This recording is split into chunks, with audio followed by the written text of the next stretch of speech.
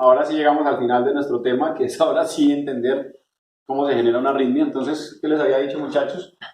Podemos un electrocardiograma que tiene 12 derivaciones, vamos a estudiar la derivación de 2, solo vamos a evaluar de 2, donde un electrocardiograma en condiciones normales debe cumplir con las características que habíamos dicho. La presencia de una onda P que preceda a un QRS, un PR que no sea menor de 40 ni sea mayor de 200, un QRS estrecho, sea de 120 milisegundos o menos, un ST que sea isoeléctrico y una onda T positiva. Y que cuando calculemos la frecuencia, la distancia entre una R y la otra R, al dividir 1500 nos dé entre 60 y 100 el resultado. ¿Cómo saber si estamos ante una arritmia? Entonces nos vamos a preguntar si tenemos una arritmia cuando estas características de electrocardiograma no se cumplen a cabalidad o cuando simplemente nos queda como la duda, uy, esto se ve como extraño. Entonces vamos a mirar cómo salimos, cómo vamos a clasificar esa arritmia. Entonces la manera más sencilla nos lo permite este nomograma, donde nos va a decir cuál es la ruta a seguir. Entonces vamos a hacernos unas 4 preguntas que deben hacerse en ese orden estricto. ¿Por qué en ese orden? Porque cada pregunta nos va a llevar a una posibilidad de arritmias y que la primera pregunta nos va a llevar a las arritmias más catastróficas o las más malas. Entonces las vamos a numerar. Entonces dice, ¿tiene QRS normal? Tenemos 2 opciones de respuesta ante esa pregunta, decir que no. Entonces, ¿qué nos dice? Si no, vaya, busque, diagnostique y corrija. Si tiene QRS normal, entonces si decimos que sí, pasamos a la pregunta número 2. ¿Cómo vamos a saber si el QRS es normal? Sencillo. Que el QRS sea menor de 120 milisegundos. Entonces, si el QRS es menor de 120 milisegundos, pasamos. O puede ser anormal cuando esté ausente. Entonces, cuando decimos que no, es porque es mayor de 120 milisegundos o está ausente. ¿Listo? Entonces, si diagnosticamos esto, vamos a decir que nuestro paciente tiene un ritmo de paro. Como su nombre lo dice, es una catástrofe eléctrica, una catástrofe para nuestro paciente. La pregunta número 2 nos dice, ¿tiene una onda P normal? ¿Sí? Entonces, para decir que hay una onda P, recuerden que para que una P sea normal es que hay una P siempre antes de un complejo QRS. Si la onda P está presente, entonces decimos que es normal, porque la onda P no nos dicen debe medir tanto, debe durar tanto tiempo, no, está presente sí o no. Si está presente, paso a la pregunta número 3, si yo no veo una onda P normal, entonces voy y diagnostico las arritmias que tienen que ver con esta secuencia. No lo he escrito es porque como ya escribí algo que tiene que ver con el ritmo de paro, no me permite hacerlo por el tamaño del tablero. Luego pasamos a la pregunta número 3. La pregunta número 3 solamente la vamos a hacer cuando el QRS fue normal, cuando la onda P sí está presente. Cuando estas dos respuestas son sí, pasamos a la pregunta número 3, donde nos dice, evalúe el PR. Y mire, ¿tiene PR normal? Entonces, recuerden que el PR es normal cuando es mayor de 40 milisegundos y cuando es menor de 200 milisegundos. Si está dentro de este rango, podemos decir que sí, que el PR es normal y pasamos a la pregunta número 4. Si la respuesta es no, porque ya sea que es menor de 40 o sea mayor de 200, entonces decimos que no, pasamos a las arritmias, que abriremos ahorita acá un corchetico para hablar de ellas. Si nuestra respuesta a la pregunta número 3 es afirmativa, o sea que si estaba dentro de este rango, pasamos a finalizar con una pregunta que nos va a permitir un cierre. Nos dice, ¿cómo? Describa, ¿cómo tiene la frecuencia cardíaca? Entonces la frecuencia cardíaca puede estar alta, puede estar sumamente alta o puede estar baja. ¿Sí? Entonces aquí hablaremos de los ritmos que nos llevan a clasificar la pregunta número 4.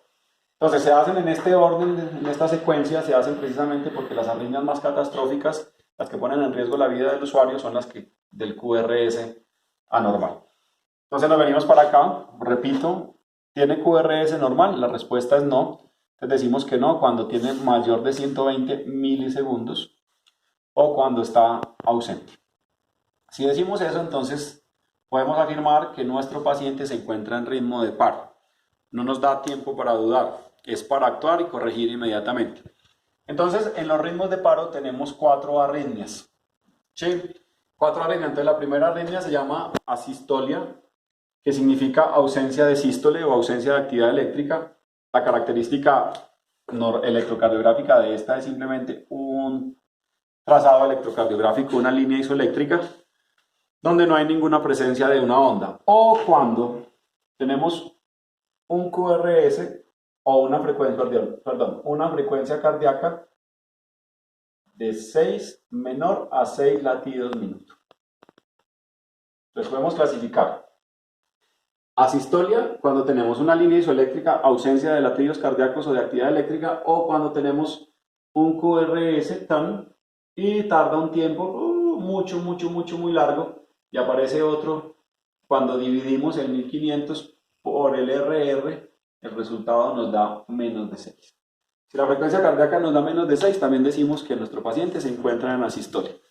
Las personas que hacemos asistencia, enfermeros, médicos y especialistas, sabemos que la asistolia, pues hacemos una actividad que se llama código de línea isoeléctrica, donde vamos a verificar que estén correctamente colocados los cables, que haya una buena calibración del equipo, porque puede generar una línea isoeléctrica a pesar de que haya presencia de actividad. Entonces lo que hacemos es una secuencia de verificación de que el cable esté conectado, de que el equipo esté conectado, de que la calibración esté correcta para que de verdad sea una verdadera línea isoeléctrica. A eso lo llamamos asistolia. Significa que nuestro corazón está agotado o está simplemente en un verdadero paro cardíaco. O sea que nuestro corazón está sin contracciones. Luego miraremos acerca del tratamiento. Cuando seamos capaces de llegar a todas las arritmias, haremos otro video y otras clases explicando cuál sería el manejo de cada una de ellas. El siguiente ritmo más peligroso después de la asistolia lo llamamos FB, que se llama fibrilación ventricular. Cuando hablamos de la palabra fibrilar significa caos eléctrico. Entonces, ¿cuándo hay caos eléctrico? Cuando una fibra más otra deciden contraerse en periodos completamente aberrantes. O sea que como que casi todas las fibras cardíacas pretendieran llevar el comando y coger el puesto de marcapaso. Entonces, esta quiere mandar, esta quiere mandar, y todas hacen contracciones aberrantes. Y esas contracciones aberrantes hacen que nunca se presente un latido efectivo. Entonces a eso lo llamamos fibrilación ventricular. ¿Y por qué decimos ventricular? Porque están originadas en la parte inferior del ventrículo, o sea, nodo AB, haz de His, o la rama derecha o la rama izquierda del haz de His. La característica eléctrica de esta fibrilación es un caos eléctrico, ¿sí? Un caos eléctrico, un trazado completamente aberrante, donde no se ve forma alguna, simplemente como una interferencia de gran magnitud. Es un ritmo completamente diverso y diferente a lo que era la asistolia. A esto lo llamamos fibrilación ventricular. Repito, donde todas las fibras pretenden llevar una orden y un comando y se ve una línea y un trazado completamente irregular. Para eso existe el término desfibrilar. Precisamente es eso. Solo vamos a desfibrilar lo que fibrila. Entonces este sería un ritmo de paro sumamente riesgoso. Y si este ritmo perdura y se perpetúa, pues nuestro paciente llegará a una asistolia, a una ausencia de sístole y posiblemente nuestro paciente fallezca.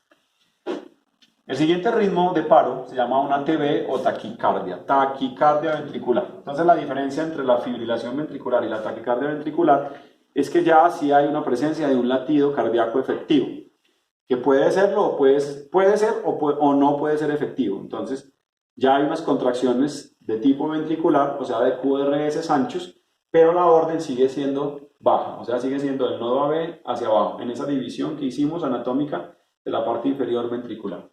El trazado de ese electrocardiograma es un trazado eléctrico de complejos QRS anchos, generalmente se logra ver así, donde hay QRS muy anchos. Muchos dirían aquí, profe, no hay un QRS real, realmente no hay un QRS real, pero vemos que todas las ondas cumplen con una morfología similar entre ellas. A eso lo llamamos taquicardia ventricular. Y esa sería una taquicardia ventricular monomórfica, que se está presentando con una única forma. No quiero complicar la idea, pero hay una taquicardia ventricular que llamamos taquicardia ventricular polimórfica, que es donde hay diversos trazados o diversas morfologías que, bueno, por las características del curso no nos compete a nosotros. Lo llamamos torsoide points o de puntas torcidas. Cuando llegamos a la taquicardia ventricular, entonces nos debemos preguntar si tenemos un paciente que está compensado. Entonces aparecería como la pregunta número 5. ¿Por qué no nos la hacemos en asistolia y fibrilación ventricular? Porque estos dos ritmos, sí o sí, nuestro paciente está descompensado. Mientras que en una taquicardia ventricular, como pueden haber latidos que pueden ser efectivos, nuestro paciente puede estar en algo que llamamos descompensación. Entonces nos vamos a preguntar, ¿está nuestro paciente con taquicardia ventricular descompensado? ¿Sí o no? La respuesta es importante porque decir que sí nos va a llevar a una terapia y el decir que no nos va a llevar a otro tipo de terapia. Entonces, si decimos que sí, es porque nuestro paciente cumple al menos uno de estos 4 criterios. Entonces, el primer criterio es que nuestro paciente tenga alteración del estado de conciencia. Entonces, el latido es tan poco efectivo que la perfusión cerebral, el volumen sanguíneo al cerebro es tan mínimo que el paciente pierde la conciencia. O sea que su escala de Glasgow va a tener un deterioro y nuestro paciente puede llegar a estar somnoliento, obnubilado, en estupor o incluso en estado de coma, según la suma de la respuesta motora, respuesta verbal o respuesta ocular. Si nuestro paciente tiene alteración de conciencia, no tenemos que preguntarnos los otros 3. Ya decimos que nuestro paciente está descompensado y nos va a llevar a un tipo de terapia extremo, que ahorita lo hablaremos. Si el paciente está consciente, pero nos dice o nos demuestra que tiene dificultad respiratoria, o sea que nos está demostrando que tiene un criterio de disfunción pulmonar, cuando tiene polimnea, uso de musculatura accesoria, retracción, estiraje, aleteo nasal, respiración con el cuello que llamamos tiraje subcostal, entonces nuestro paciente estaría en segundo criterio de descompensación. Si presenta ese criterio, nuestro paciente es para hacerle un manejo más agresivo porque tiene un riesgo de paro cardíaco, de irnos hacia una fibrilación o a una asistolia. Nuestro paciente está consciente, no tiene dificultad para respirar, pero nos dice que tiene dolor en el tórax. Entonces lo más probable es que ese paciente esté en una taquicardia ventricular ocasionada por un evento isquémico agudo o un infarto agudo de miocardio, que será pues tema de otra clase que veremos en otros videos en otros horarios.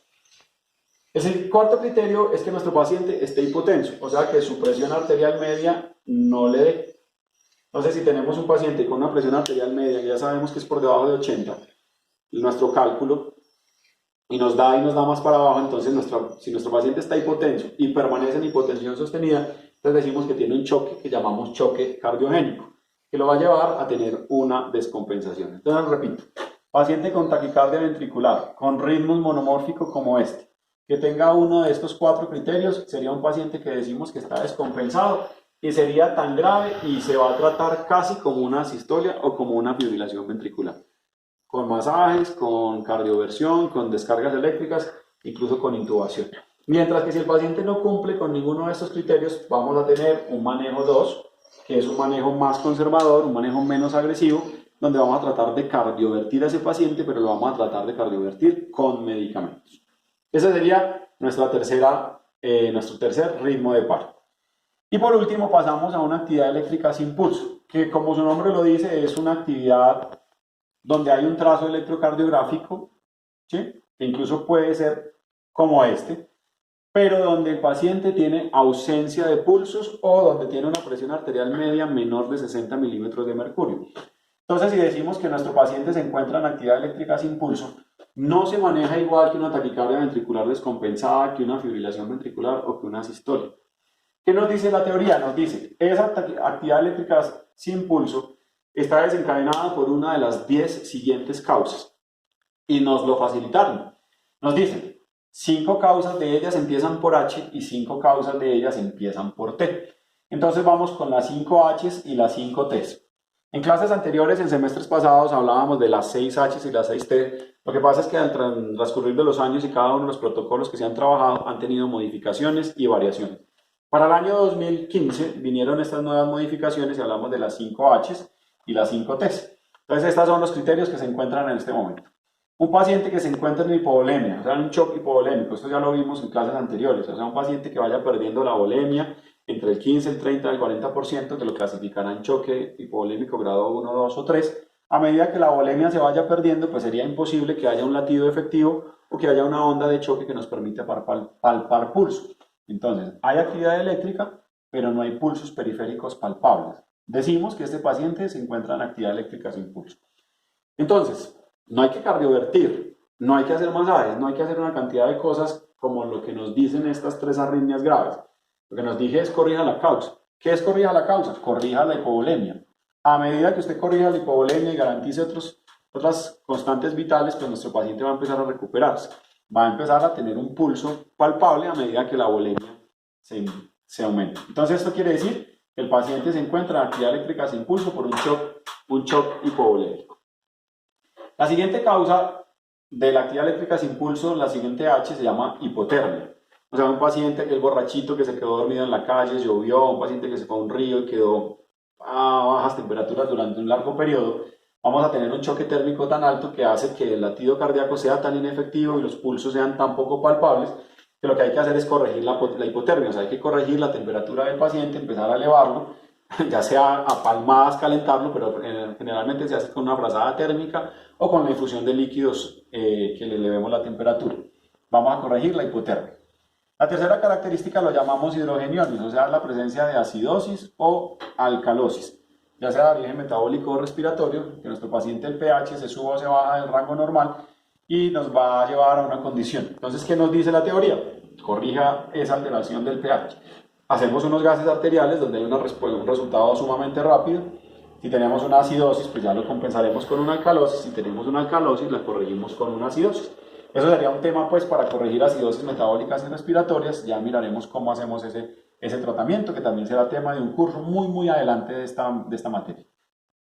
El cuarto tema sería la presencia de hipo o hipercalemia. Pues ya nosotros sabemos por nuestro apéndice, por el documento que manejamos, que el potasio tiene unos valores límites, ¿cierto? Y que esos valores límites nos van a llevar hacia abajo a una hipocalemia y hacia arriba hacia una hipercalemia. Y cualquiera de esas alteraciones, si es muy severa, nos va a llevar a una actividad eléctrica sin pulso. Entonces lo que tenemos que hacer es, si está bajo, elévelo, y si está alto, bájelo. Ya luego hablaremos acerca del tratamiento de estas dos situaciones. Y por último tenemos un quinto criterio, que es la presencia de hipoxia, o sea, un paciente que tenga saturación por debajo, saturación de oxígeno por debajo del 90%, o que tenga una presión parcial de oxígeno arterial que sea menor del 90%. A medida que eso vaya bajando, entonces tenemos que corregir esa hipoxia o esa hipoxemia, tenemos que corregirla. Bueno, esas serían las 5 H's, y repito, hay que corregir las causas. Y vamos con las causas de las TED, que son causas más traumáticas. Entonces, la causa número 1 de la TED se llama tórax atención. Es cuando un paciente tiene lo que llamamos un hemo o neumotórax, o sea que es la presencia de sangre o de aire por fuera del pulmón, donde ese aire compite por espacio con el pulmón y lo desplaza hacia un lado, y eso se llama tórax atención. Entonces, esa presión sobre el pulmón luego se ejerce sobre el músculo cardíaco e impide que el corazón sea capaz de hacer su movimiento de sístole y diástole. O sea que el corazón es como si estuviera aprisionado y no es capaz de expandirse. A eso lo llamamos tórax atención. El manejo es la descomprensión o bajar la tensión al interior del tórax. Por eso se ve en algunos, el tratamiento es el puncionar el tórax acá en el segundo o tercer espacio intercostal con una aguja gruesa y permitir la salida del aire, o a través de una sonda a tórax, generalmente en el séptimo espacio intercostal, se drena el líquido y el hemotórax es drenado y somos capaces de drenar esto. Entonces, al paciente no hay que hacerle tanta terapia de masaje y cardioversión y todo lo demás, o desfibrilar como lo diríamos en el otro, sino descomprimir el tórax. El siguiente punto se llama taponamiento cardíaco. Generalmente es de causa traumática, es muy ejercido por el movimiento de aceleración y desaceleración traumática y severa, donde un paciente va en su vehículo, es frenado, recibe un golpe en el tórax y el precordio o el corazón junto con su bolsa pericárdica reciben ese trauma, y en esa bolsa pericárdica se va generando un hemopericardio, o sea, la presencia de sangre al interior del pericardio, y luego ese sangrado de una bolsa impide al corazón expandirse. A eso lo llamamos taponamiento cardíaco. Esa es una causa traumática. Otra causa que puede dar taponamiento cardíaco es la presencia de pericarditis, que es cuando se inflama el pericardio y ese exceso de líquido va a llevar a nuestro corazón a un taponamiento. La diferencia es que el uno lo hace de manera rápida y el otro lo hace de manera progresiva, dándole tiempo en la pericarditis a que el pericardio expanda de manera progresiva, y no va a ser tan traumático o tan drástico como lo hace en un hemopericardio. Tratamiento: drenaje de ese taponamiento, drenaje de ese hemopericardio o drenaje de esa pericarditis. La otra lo llamamos tóxicos o tabletas, que es cuando nuestro paciente consume algún medicamento que es capaz de bajar la inotropía o bajar la cronotropía, generalmente la INO, donde esos medicamentos inotrópicos negativos hacen que la fuerza de la contracción cardíaca sea tan baja que nuestro corazón, a pesar de que tenga actividad eléctrica, no es capaz de generar una onda de choque suficiente, una expulsión de líquido o de sangre suficiente para poder generar un pulso a distancia. Entonces no tenemos que hacer desfibrilación, sino lo que tenemos que hacer es hacer uso de los antídotos específicos para bloquear la acción de ese medicamento tóxico que nuestro paciente consumió. El quinto ítem se llama trombosis coronaria. o sea que es la formación de un trombo en la circulación coronaria, donde tenemos la coronaria derecha, izquierda, la circunfleja, la marginal, la descendente anterior y la descendente posterior, que son las arterias que más trabajamos nosotros, donde se forma un trombo que las obstruye y por lo tanto el miocardio sufre de hipoxia y posteriormente una necrosis o una muerte del músculo y el corazón en algún segmento deja de latir. Entonces, si este es nuestro músculo, van a haber unas células que se contraigan y van a haber otras que queden sin movimiento. En ese momento se me escapa el nombre, ya lo recuerdo en 5 segundos. Eso lo llamamos trombosis coronaria, ¿listo? Y la última es trombosis pulmonar, que es la presencia de un infarto pulmonar, que lo llamamos tromboembolismo pulmonar TEP, ¿cierto? Que se forma lo mismo, es una arteria pulmonar, ya sea de gran tamaño o de pequeño tamaño, y dependiendo de la ubicación, será más severo o más drástica la magnitud del daño que va a causar. Entonces, un infarto pulmonar o una trombosis pulmonar hace parte del quinto criterio de las T para hablar de una actividad eléctrica sin pulso. ¿Qué hay que hacer? Corregir las causas de la T y corregir las causas de la H. Lastimosamente, en la vida real, un paciente no viene solo con una, sino que viene con varias. Un paciente hipovolémico generalmente va a estar hipoxémico y después de tanto va a llegar a una alteración de los hidrogeniones. Entonces, nos tocaría corregir varias causas al mismo tiempo. Una actividad eléctrica sin pulso nos pone a trabajar muchísimo y a hacer mucho esfuerzo. En el próximo video y en las próximas clases ya haremos uso de los manejos y los tratamientos y pasaremos a las arritmias de las siguientes preguntas.